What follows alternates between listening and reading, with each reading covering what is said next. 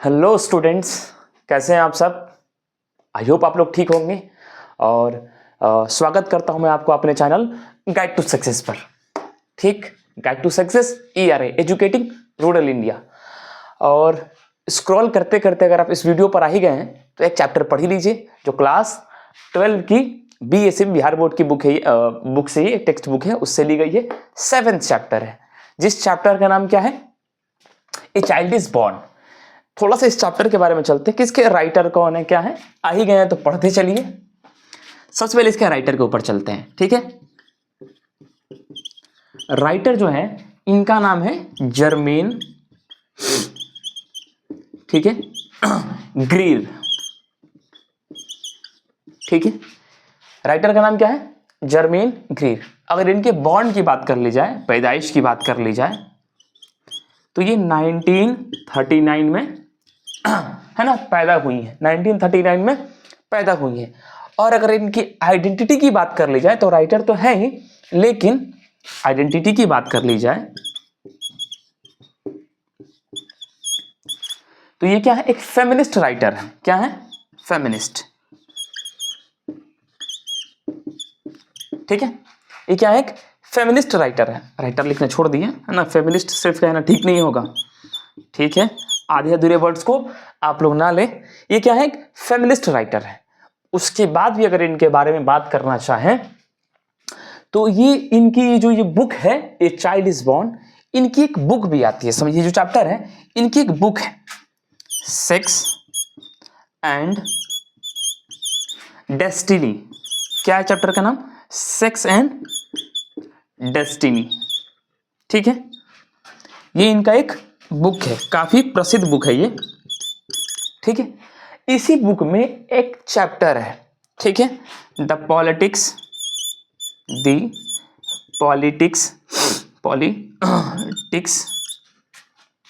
Of human fertility. क्या कहेंगे, fertility, ठीक है। इनकी एक बुक है सेक्स एंड डेस्टिनी, उसमें एक चैप्टर है the politics of human fertility. उसी का एक अंश है, छोटा सा एक कहानी समझ लीजिए, छोटा सा एक पैराग्राफ समझ लीजिए, उसी के ऊपर है ये, ठीक है। तो ज्यादा देर ना करते हुए स्टोरी पर आते हैं, ठीक है। थोड़ा सा आप लोग चाहे तो इस चीज को स्क्रीनशॉट ले लें, क्योंकि इससे लगभग जो क्वेश्चंस हैं आपके जो बोर्ड एग्जाम्स में क्वेश्चन आएंगे, लगभग इससे इतने तरह के क्वेश्चंस आते हैं। और इसको मिटा करके मैं फिर जो भी स्टोरी के बीच में जो भी चीजें बनेंगी उसको लेकर के चलूंगा। स्टोरी चालू होती है क्योंकि ये देखिए, जो जर्मेन ग्रीर है एक फेमिनिस्ट राइटर है, तो इसी के टॉपिक के ऊपर उन्होंने अपनी ये जो स्टोरी लिखी है, सेक्स एंड डेस्टिनी। ये सेक्स और की डेस्टिनी है क्या, सेक्स तो एक अलग टॉपिक हो गया और डेस्टिनी अलग टॉपिक हो गया, ठीक है। ये कहती हैं कि मैंने बहुत जगह ऐसा देखा हुआ है कि लड़कियां शादी करती हैं, उससे शादी से पहले उतावली भी रहती हैं कि शादी करना है, और शादी करके उनको अपना घर छोड़ना होता है, और उस घर छोड़ने के ऊपर भी वो एक दूसरे के घर में जाके बस जाती हैं, और उस तरह से फिर उनको वहां पर भी दुख का सामना करना पड़ता है। जो उसके हस्बैंड है उसके चाचा चाची के साथ रहेंगे, उनके माता पिता के साथ रहेंगे, उनके भाइयों के साथ रहेंगे। ये बिल्कुल नॉर्मल है पूरे वर्ल्ड में, अप्रोक्स पूरे वर्ल्ड में बिल्कुल नॉर्मल है कि लड़की ही शादी करके लड़के के घर में जाती है। इस स्टोरी में जो जर्मन ग्रीर है, थोड़ा सा मैं मिटा देता हूं इसको, ठीक है। इस स्टोरी में जर्मन ग्रीर कहती हैं सिलहेटी वुमेन्स के बारे में। किन वुमेन्स के बारे में, सिलहेटी वुमेन्स के बारे में। अब ये कहां पर आता है, थोड़ा सा इस पर चलते हैं। चर्चा करती है सिलहेटी वुमेन्स पर, सिलहेटी वुमेन्स पर। अब ये होते कौन है या होती कौन है ये लोग, ठीक है। हमारे देश में एक रीजन पड़ता है जिसको कहते हैं सिलहेटी। एक बांग्लादेश में एक रीजन है, जो एक बांग्लादेश का रीजन है, एक बांग्लादेश और असम जो हम लोग का राज्य है, उसी में एक डिस्ट्रिक्ट पड़ता है करीमगंज, ठीक है। करीमगंज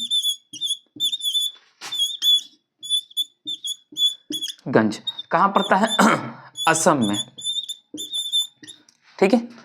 करीमगंज और एक बांग्लादेश जो एरिया है वहां पर, वहां की वुमेन्स को क्या कहते हैं, सिलहेटी वुमेन्स। इसी के ऊपर ये सारा टॉपिक है।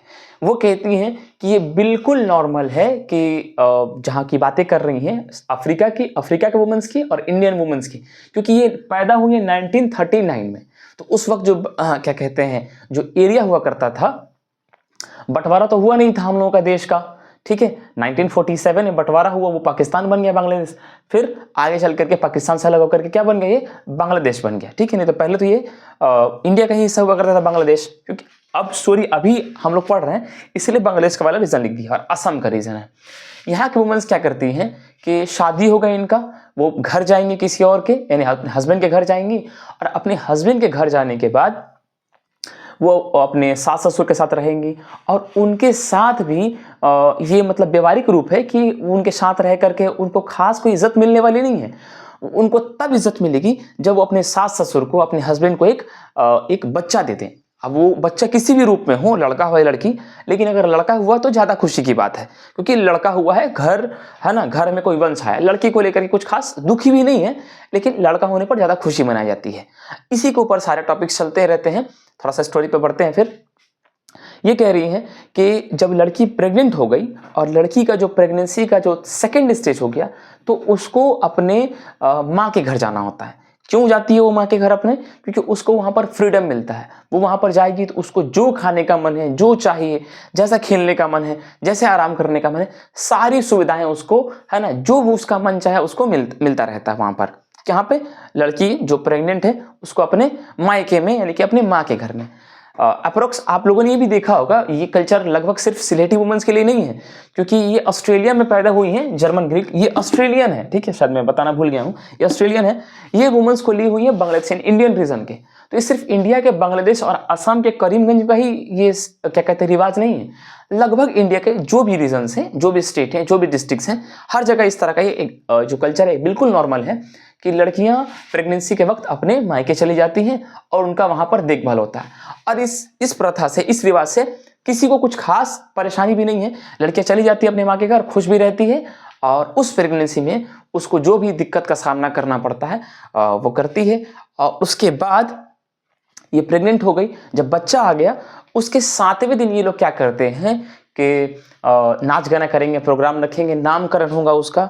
और उसी रात वो लोग क्या करते हैं, लहसुन का, अदरक वगैरह का माला पहन लेते हैं। इससे क्या होगा, ये बता रही है जर्मन ग्रीक जो ऑस्ट्रेलिया के, शायद अब ये ना चलता हो ये जो रिवाज है, या मे बी जो करीमगंज एरिया है इंडिया में या बांग्लादेश वाले एरिया में अभी भी रिवाज चलता हो कि लहसुन और अदरक वगैरह का माला पहना दिया जाता हो सबको।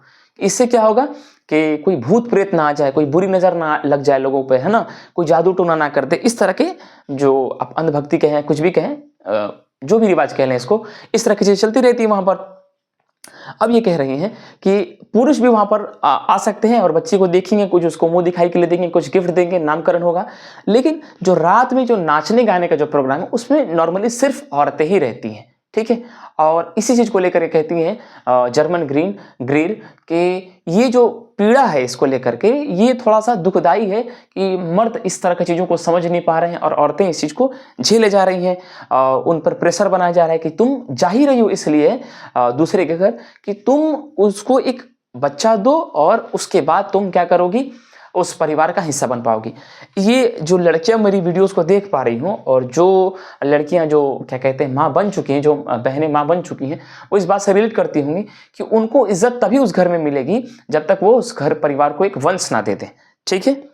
उसके बाद का क्या ये बताती है जर्मन ग्रीर जो ऑस्ट्रेलियन फेमिनिस्ट राइटर हैं, वो कहती हैं कि एक घर में तो देखो आजकल नॉर्मल क्या हो गया है कि एक घर में 2 भाई लास्ट है, ठीक है। 3-4 भाई होना भी अब पॉसिबल लगभग हो ही, मतलब अभी तो है 3-4 भाई, लेकिन ये अब घटते जा रहा है। 2-3 बच्चों पर आ जा रहे हैं लोग, 2 बच्चों पर, 1 बच्चों पर, तो आगे चल करके तो कल्चर खत्म है। लेकिन ये कह रही हैं कि एक घर में मान लो 3-4 बहुएं हैं, तो एक क्या करेगी, सारे बच्चों को लेकर चली जाएगी नहलाने के लिए कुएं के पास या तालाब के पास। क्योंकि आप बंगाल के जितने भी रीजन है, वेस्ट बंगाल ले ले, असम ले ले या बांग्लादेश, वहां पर तालाब बहुत ज्यादा होते हैं। तो जितने बच्चे हैं वहां पर कुएं पर नहीं नहाते थे उस वक्त, वहां पर तालाब होते थे। माएँ क्या करती थी, उसको बच्चों को तालाब के पास लेकर चली जाती थी। एक माँ क्या करती थी, सारे बच्चों को, यानी कि उनके देवर का हो, छोटे देवर का हो, बड़े देवर का, जो भी हो, सबके बच्चों को लेकर चली जाती थी तालाब के पास, वो सारा नहला देगी। एक जो महिला है उसी घर में जो बहू है, वो क्या करेगी, खाना पकाएगी। वो सबसे छोटी बहू हुआ करती है, क्योंकि बड़ी बहू आई है वो खाना वगैरह पका के एक्सपीरियंस हो गई है, ठीक है। और उसके बाद क्या है, वो उस फैमिली को वंश दे चुकी है। अब वो क्या, उसका जो लेवल है उस परिवार में, अब वो उस परिवार की बन गई है और एक थोड़ा सा सुपीरियर लेवल उसका बन गया है। फिर जो दूसरी आएगी उसको भी उस परिवार को एक वंश देना पड़ेगा, फिर उसकी सुपीरियरिटी बढ़ेगी, ठीक है। वो ऐसे ही परिवार का हिस्सा नहीं बनेगी, उसको एक परिवार को वंश देना पड़ेगा। उस तरह से छोटी के लिए है, तो छोटी अभी क्या करेगी, घर में खाना पकाएगी। बड़ी वाली बाहर जा सकती है, छोटी वाली बाहर नहीं निकल सकती है। बड़ी वाली जाएगी तालाब के पास, बच्चों को नहलाएगी, छोटी वाली खाना पकाएगी। और जो अगर तीसरी भी है, अगर कोई और भी है, तो वो क्या करेगी, सास ससुर का, देवर का, अपनी ननद कहनी जो दूल्हे उसके हस्बैंड है, पति हैं, उसके भाई बहनों का भी सेवा वगैरह करेंगी। समझ रहे हैं बात। और इसी बीच ये कह रही हैं जर्मन ग्रीर कि इसे बच्चों को कोई खास प्रभाव ही नहीं पड़ता है कि वो अपने जो क्या कहते हैं, उनके पापा के जो क्या कहते हैं बड़े भाई हैं, उनकी वाइफ को बड़ी मम्मी कह लें, बड़ी माँ कह लें, और उनके पापा के जो बड़े भाई हैं उनको बड़े पापा कह लें। आप लोग मेरे बातों से रिलेट कर पा रहे होंगे कि ताऊ जी और ताया जी इस तरह से भी कहीं कहीं चलता है रिवाज, लेकिन बहुत से लोग बड़े पापा, छोटे पापा इस तरह से भी लोग बोलते हैं। और बच्चों को थोड़ा सा भी हिचक नहीं होता है इन सब चीज़ों से, क्योंकि वो औरत क्या कर रही होती है, एक जिसको हम लोग बड़ी माँ कह रहे होते थे, वो अब हर दिन मुझे नहलाने लेके जा रही है, तो पता ही नहीं चलता है कि मेरी देखभाल मेरी माँ कौन है और क्या कहते हैं और मेरी बड़ी माँ कौन है, क्योंकि सब उसका क्या कर रहे हैं, ख्याल रख रहे हैं।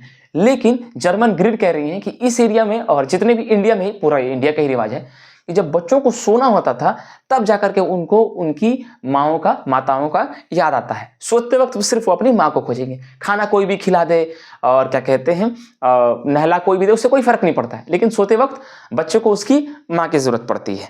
उसके बाद जर्मन ग्रिड कहती हैं कि यहाँ की जो सिलेटी वुमेन्स हैं मैंने लिखा है सिलेटी वुमेन्स, जो कहाँ पाई जाती है, बांग्लादेश और करीमगंज जो जिला है एक असम में, वो कहती हैं कि ये यहाँ की महिलाएं कहती हैं कि हमारे बच्चों को कुछ खास खिलौने देने की जरूरत नहीं पड़ती है, हमारे बच्चे नेचुरल चीज़ों से जाकर के खेल लेते हैं, ठीक है।